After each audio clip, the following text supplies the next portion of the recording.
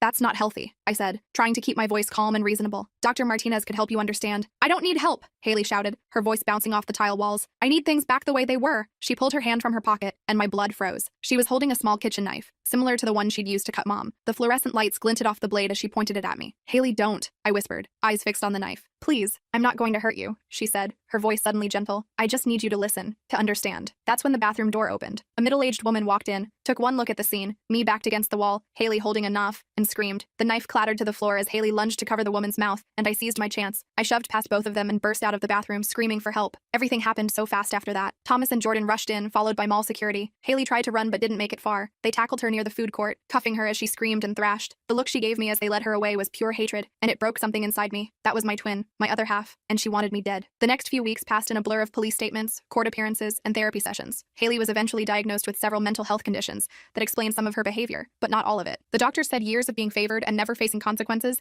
had created a perfect storm when combined with her underlying issues. She was committed to a secure psychiatric facility, where she'd stay until doctors deemed her no longer a threat. My mom visited her every week, always coming back with red-rimmed eyes and a haunted expression. I couldn't bring myself to go. Not yet. Maybe someday, but not now. My mom and I started therapy together, trying to rebuild our relationship from the ground up. It was hard and awkward and sometimes painful, but slowly, we made progress. She apologized for the years of favoritism, for not seeing what was happening with Haley, for not protecting me better. I forgave her mostly. Some wounds take longer to heal than others. Aunt Sarah eventually went back to her apartment, but she called every day to check on us. Thomas and I stayed together, our relationship stronger after everything we'd been through. His parents became like a second family to me, showing me what normal family dynamics could look like. 3 months after Haley's arrest, I finally felt safe enough to move back home with my mom. My dad never came back. He filed for divorce from whatever state he'd run off to. My mom seemed relieved rather than upset, which told me everything I needed to know about their marriage. I started my senior year at a new school, where nobody knew me as the ugly twin or Haley's sister. I was just Leah, a normal girl with normal teenage problems. I joined the photography club, made a few friends, and even started thinking about college applications. Sometimes at night, I still checked all the locks twice. Sometimes I still jumped when I saw someone who looked like Haley from behind. The therapist said that was normal,